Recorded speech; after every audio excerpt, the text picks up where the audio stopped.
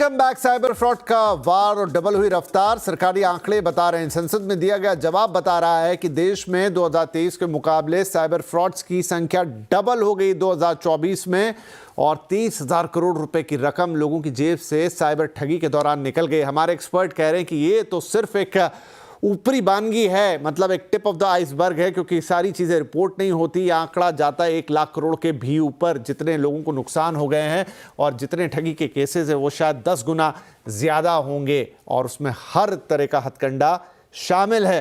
तो चलिए अब कैसे इससे बचें, कैसे इससे सुरक्षा करें। एक तो है कि हमारे यहाँ का सिस्टम कि भाई ठीक है, हमारी साइबर पुलिस हमारी क्या मदद कर सकती है, हमारी साइबर हेल्पलाइंस हमारी क्या मदद कर सकती है, कानून हमारी कितनी मदद कर सकता है, वो एक बात। लेकिन पहली सुरक्षा शुरू होती है आपके साथ, आपकी अवेयरनेस के साथ। तो अमित जी देखिए, बातें तो बहुत कॉमन सी हैं यहाँ पे माफ़ कीजिएगा। कॉल्स पे भरोसा ना करें, थोड़ा जरा सोचें उसके बारे में। कोई आपको लालच दे रहा है तो समझे, कोई आपको डर दिखा रहा है तो समझें। मतलब बड़ी कॉमन सी चीज़ें लगती हैं, लेकिन क्या घटता है कि लोग इसके जाल में फंस ही जाते हैं, चाहते ना चाहते हुए। देखिए, जीरो ट्रस्ट मॉडल जो मैं बार बार कहता हूँ कि किसी भी कॉल पर, किसी भी ऑनलाइन एंटिटी पर सीधे सीधे भरोसा ना करें जब तक आप वेरीफाई ना कर लें कि मैं पुलिस वाला बोल रहा हूँ, यहाँ से जज बोल रहा हूँ या आपको ई कॉमर्स कंपनी से बोल रहा हूँ। दूसरा, कुछ आदतें अपनानी होंगी जो जेनरिक ट्रेडिशन के आगे। मैं यहाँ पर एक एप्लीकेशन सजेस्ट कर सकता हूँ, बहुत पावरफुल एप्लीकेशन है, मूवी आर्बर करके। प्ले स्टोर पर भी है, एप्पल स्टोर पर भी।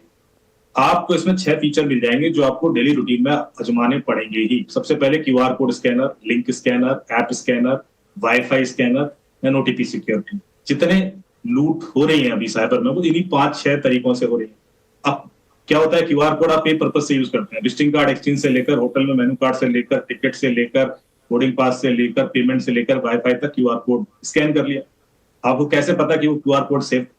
तो आपने हमेशा मूवी आर्बर से पहले उसको स्कैन कर लेना है। वो बता देगा ये सेफ है, अनसेफ है, या आपका डेटा चुराने, आपका पैसा चुराने, आपके फोन में कुछ इंस्टॉल करने तो नहीं आया। इसी तरह से लिंक स्कैन की आदत डालें। जैसे कोई लिंक आ गया, किसी ने कहा is this you in this video, और आपने लिंक क्लिक कर लिया और आपका पासवर्ड चला गया, बैंक अकाउंट डिटेल चले गए। या is this your daughter in this video, कुछ क्यूरियोसिटी क्रिएट करेगा।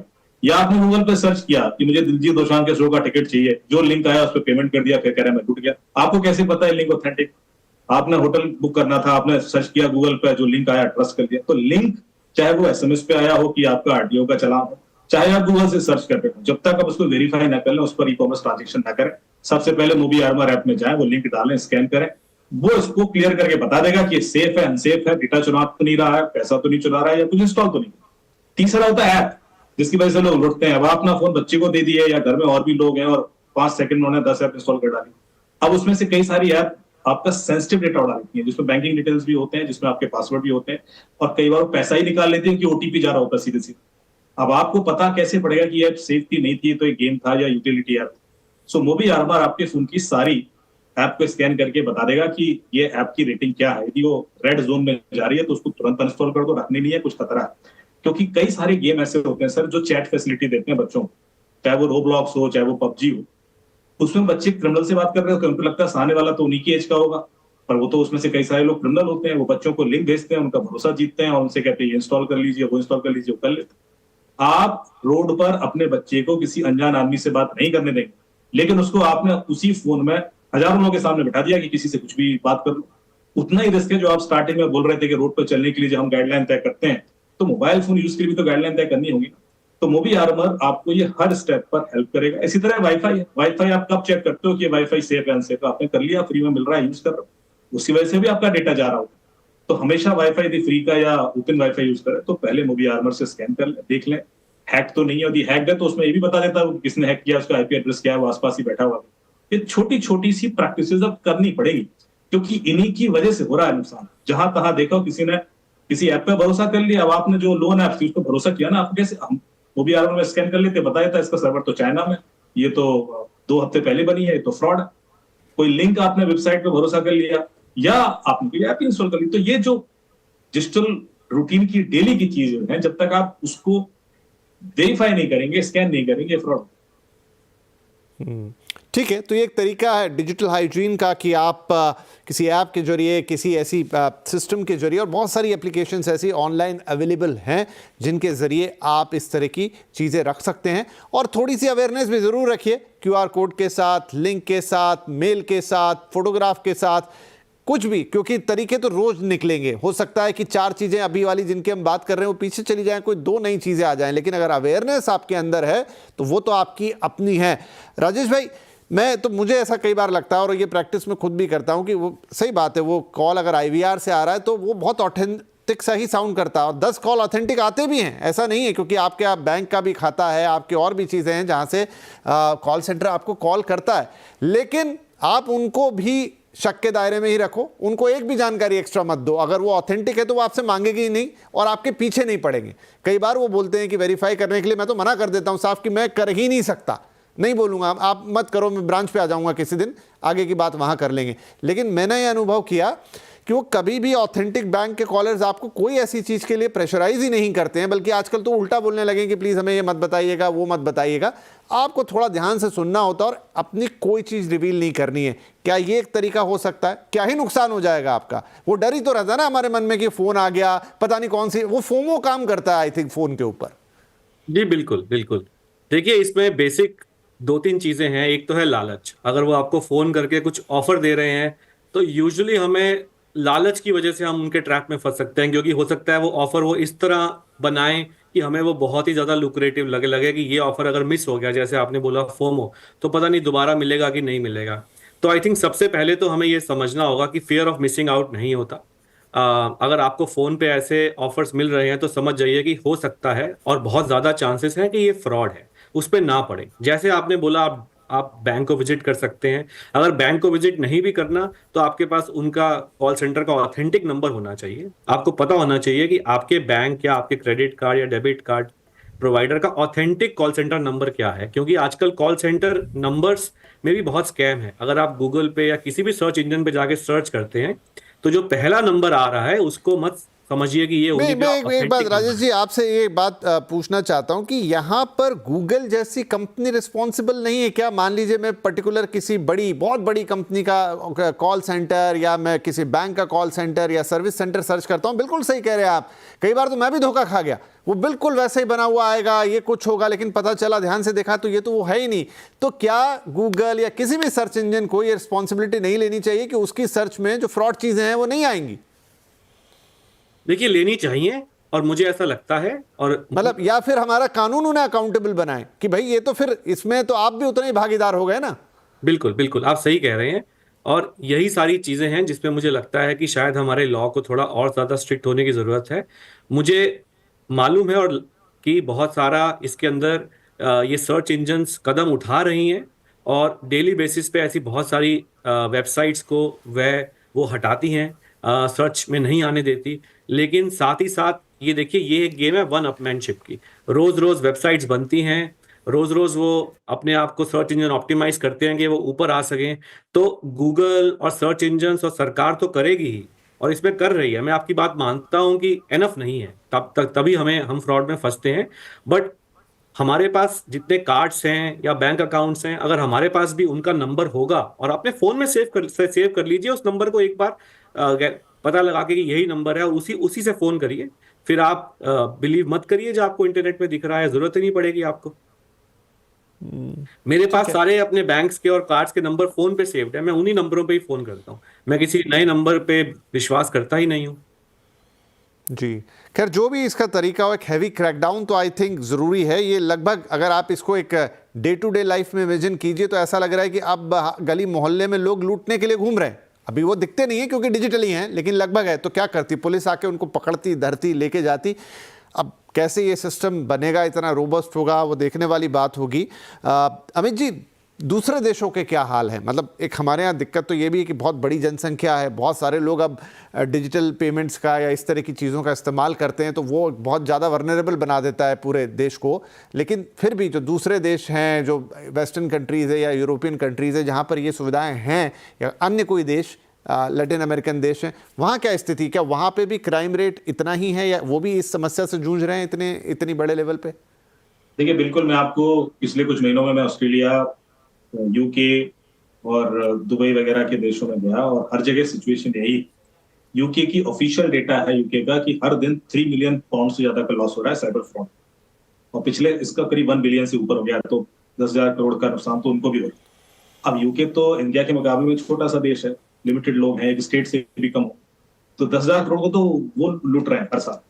दूसरा, उन्होंने एक लॉ बनाया, जैसे हमारे यहाँ लॉ है आरबीआई की गाइडलाइन की 3 दिन के अंदर इन्फॉर्म करेंगे तो बैंक इज लायबल टू पे यू 100% मनी, पर उसमें एक कैच है कि गलती आपकी तो बैंक कुछ नहीं पे करेगा, गलती बैंक की तो बैंक पूरा 100% पे करेगा। अभी यूके ने एक बड़ा इंटरेस्टिंग लॉ बना दिया पिछले साल अक्टूबर में।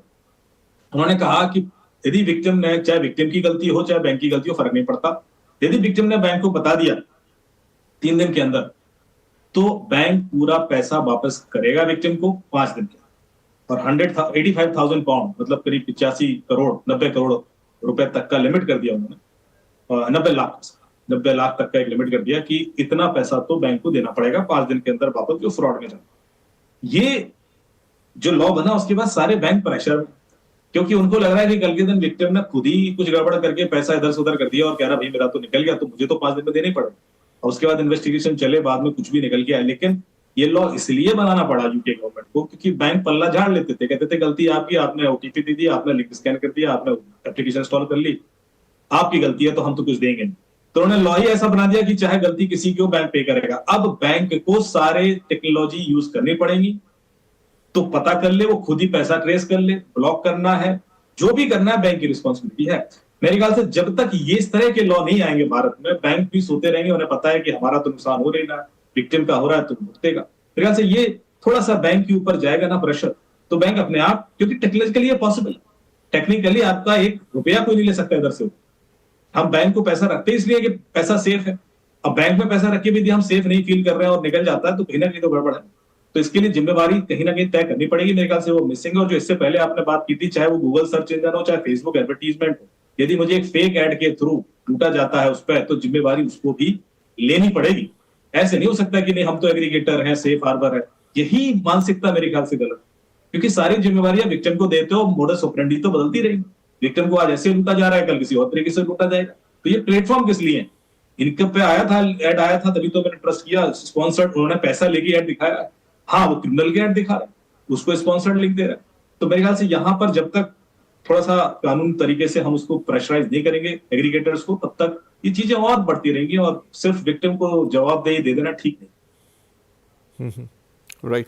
तो राजेश जी, अगर कोई घटना घट ही जाए दुर्भाग्यवश, तो फिर आपका क्या चेन ऑफ रिएक्शंस होनी चाहिए? देखिए, सबसे पहले तो मैं ये कहूंगा कि शर्माइए मत।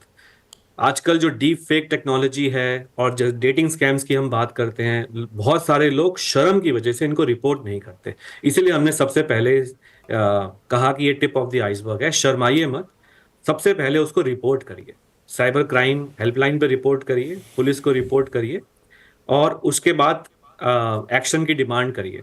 अगर हम शर्माएंगे तो ऑब्वियसली ये बढ़ता ही जाएगा। तो मेरी सबसे पहली रिक्वेस्ट तो हर एक से यही होगी कि शर्माइए मत, इसमें आपकी गलती नहीं है, आप विक्टिम हैं, आप विक्टिम हैं, आप बैड एक्टर को निकलने मत दीजिए अपनी शर्म की वजह से। जी, तो शर्माना नहीं है आपको। और विक्टिमाइज मतलब लगता है वो बात है, झिझक होती है, यही बताने में बहुत झिझक हो जाती है कि हमारे साथ साइबर फ्रॉड हो गया है। लेकिन अब तो ये अमूमन हर दूसरे तीसरे व्यक्ति की कहानी है कि अगर फ्रॉड नहीं भी हुआ तो अटेम्प्ट तो ज़रूर हुआ। आप सबको कोई ना कोई अंदाज़ा तो होगा। जो बच गए खुशकिस्मत थे, या कभी कुछ ऐसी घटना हुई कि वो उससे आगे आपके साथ बढ़ नहीं पाए, आपको पता चला नहीं चला, और जिनके साथ हो गया उनके साथ तो दुर्भाग्य हुआ ही हुआ। और उसका पैसा आना नहीं आना ये बहुत लंबा प्रोसेस होता है। अमित, आपका कोई टेक कि क्या और आप कर सकते हैं? तुरंत आप रिपोर्ट कर दें, आप कोई नेशनल लेवल पे जो पोर्टल है उस पर रिपोर्ट कर दें, क्योंकि मुझे लगता है जितनी रिपोर्टिंग होगी उतना जो नंबर हम जिक्र कर रहे हैं फिर वो नंबर भी बढ़ता हुआ नजर आएगा, तो शायद एक्शन भी थोड़ा क्विक होगा। देखिए, 2-3 काम तुरंत करना है, पैसा गारंटेड वापस आएगा। यदि आपने जल्दी कर लिया तो डेफिनेटली आता है। मैंने कराया लोगों, मैंने काफी करोड़ों रुपए लोगों के रिकवर कराए, इसलिए मैं कॉन्फिडेंट। प्रोसेस ये है कि आपको गृह मंत्रालय का जो 1930 है उस पर तुरंत कॉल करके बता देना है कि ट्रांजेक्शन हुआ है, फ्रॉडलेंट हुआ है, इसको ब्लॉक कर दिया जाए। एक www.cybercrime.gov.in पर कंप्लेंट भी डाल देनी है और अपने बैंक को भी इन्फॉर्म कर देना है इमीडिएटली। ये 3 काम कर लीजिए। जिस अकाउंट में पैसा गया, यदि वो ब्लॉक हो गया तो फिर पैसा कहीं नहीं जाएगा, पैसा वापस आ जाएगा।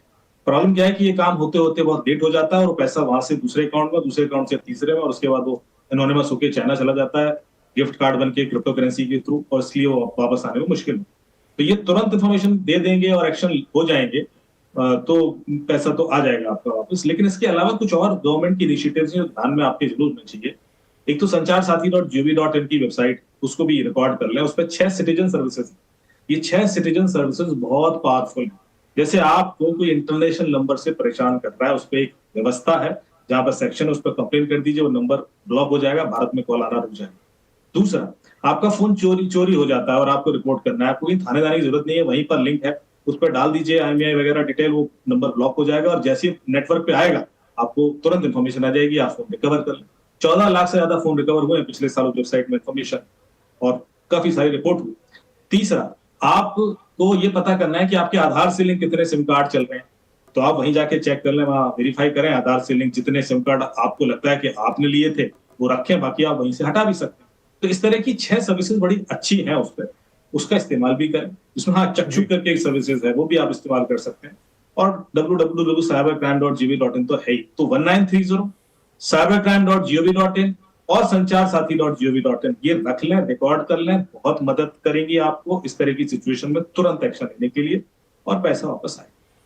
Right, thank you very much both of you. बहुत ही अच्छी जानकारी आज आप दोनों ने दी है कि देखिए ये लगातार बढ़ रहा है, इसमें तो कोई शक की बात नहीं। हम बार बार इस पे कार्यक्रम करते हैं, बार बार अवेयरनेस लाने की कोशिश करते हैं, और भी बहुत सारी जगह छपता है, सरकार की भी कोशिश होती है, RBI अपने एड्स चलाता है, लेकिन फिर भी घटनाएं तो घट रही हैं। लेकिन जब तक प्रभावी कानून बने, जब तक प्रभावी वर्कफोर्स बने उसे रोकने के लिए, पहला फर्स्ट पॉइंट ऑफ डिफेंस तो आप स्वयं हैं। और ये सारी बातें अगर याद रखते हैं, ध्यान रखते हैं, तो पूरी उम्मीद है कि आप खुद तो बचेंगे ही बचेंगे, अपने आसपास के लोगों को भी अवेयरनेस के साथ ऐसी सारी चीज़ों से शायद बचा पाने में कामयाब होंगे। So all the best and thank you very much आप दोनों ही मेहमानों का इस कार्यक्रम में हमारे साथ शिरकत करने के लिए। नमस्कार।